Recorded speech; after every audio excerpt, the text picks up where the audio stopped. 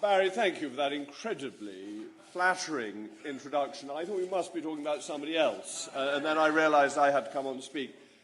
Crispin and I may have to disappear at very short notice because there's going to be a vote on Lord's amendments to the Tenants' Bill. So if we suddenly disappear in a puff of smoke, it is not that we have weakened or softened or given way, it is because the whips call. But I think we are facing a really important point in our constitution, because there are people who are trying very hard to stop Brexit, and they have 65 days, 9 hours, 19 minutes, and 9, 8, 7, etc. seconds in which to do it. So they are going to do everything that they can in this remaining time not to delay Brexit, not to get a deal, but to keep us bound to the European Union. And that is what the Yvette Cooper bill is about. It's what the losers' vote is about. It is in relation to stopping us leaving. And we should be very clear about that, because in our country, people expect the result of a democratic vote to be respected and not thwarted. And they wrap it up in pretty wrapping paper. They say that it's about asserting the control of the House of Commons. The House of Commons has the ability to control things by a vote of confidence in the government. If the government is in office, we have established procedures between the legislature and the executive, and these are not being respected. But this self-same House of Commons, for which we are authoritatively told there is no majority for no deal, has voted through the Article 50 Act and the Withdrawal Act. So either the people who voted for those two acts, which includes the majority of parliamentarians for the Article 50 bill, the overwhelming majority of parliamentarians didn't know what they were doing, or they've forgotten. So either they were idle, or they're not quite as intelligent as they like to pretend.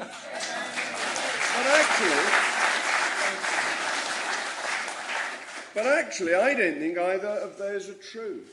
I think they recognised the weight of public opinion to push those acts through was so great that they could not defy the will of the British people. And now, as we get to 65 days to go, they are trying to frighten us into submission, and they are trying to thwart what they themselves voted for. And this would be a constitutional outrage. The proper, settled arrangements between the executive and the legislature have worked well for centuries. In 1832, when they were going through the Reform Bill, there was an occasion when it was thought necessary that the King might have to come in person to dissolve Parliament, because the practice was, and I imagine still is, that if the King turns up in person to prorogue Parliament, any discussion stops straight away, whereas if it's done by commissioners, we can carry on gassing on for a little bit longer. I hope it will not be necessary for Her Majesty's stay at Sandringham to be interrupted for her in person to prorogue Parliament. We do not want that sort of constitutional crisis. We want to observe the constitutional norms. Now, I brought this deal for you to see, because you may have looked at it. You may have read it. I see my colleague Marc Francois, who is here, and he's read it several times. Indeed. He usually carries it around with him, so I'm sorry to see you haven't got it with you, but I've got mine. I'm sorry, boss.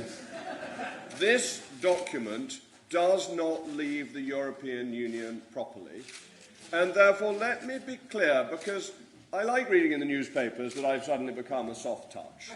And, frankly, it's true in so many ways. I do whatever my children tell me. That is my... And they're all staunch Eurosceptics. But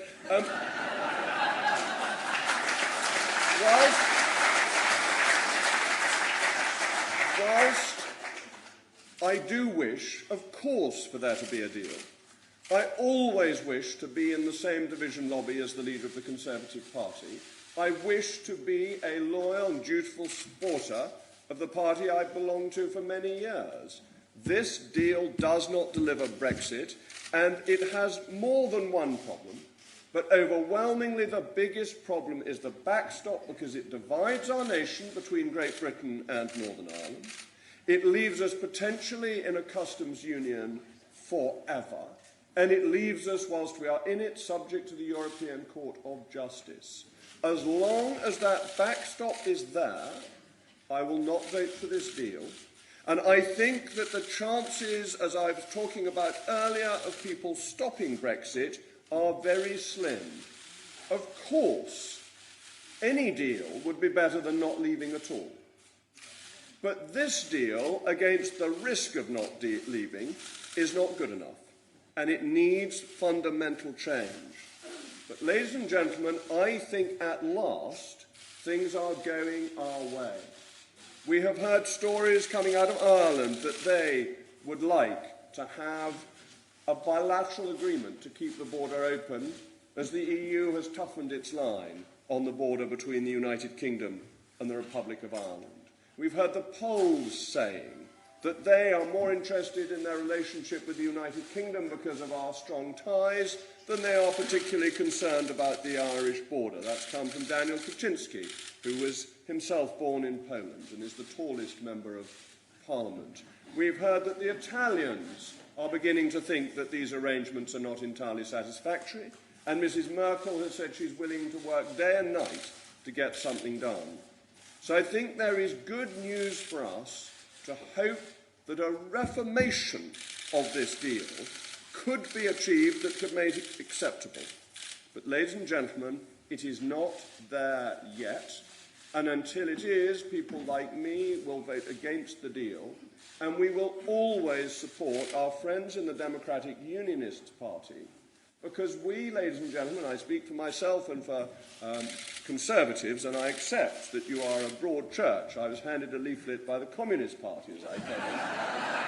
And I took it. It took me some time. I'm a bit slow, really. It took me some time to realise it was from the Communist Party, because it was pretty sound on the European issue.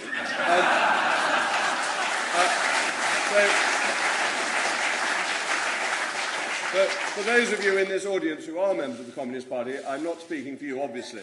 I'm speaking for those who are Conservatives and Unionists. And we will always keep our United Kingdom together.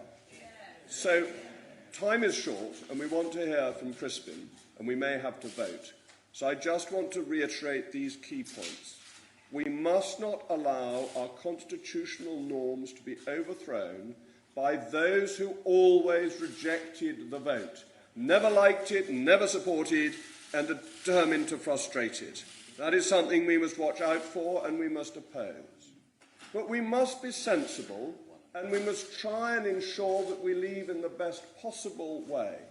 I share Roger's view that leaving without a deal on world trade terms is nothing to be frightened of.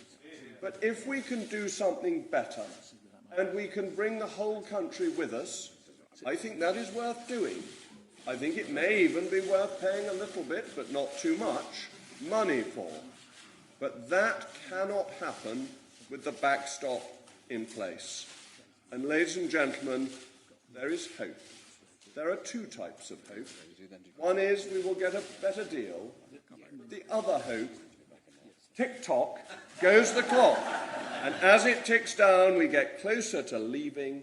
And when we leave, we have taken back control. We are in charge. We determine our future.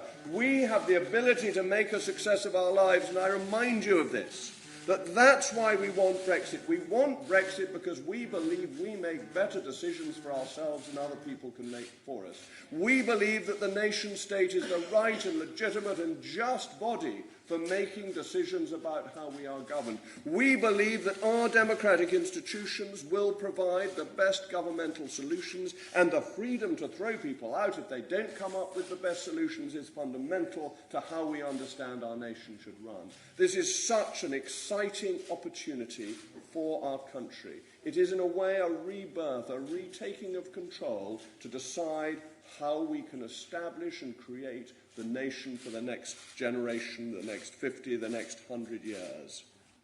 Let us not hold our breath for 65 days, because that might prove tricky. But let us be full of cheer and optimism that we will get the Brexit that 17.4 million people voted for us, and Yvette Cooper will not stop us. Yeah.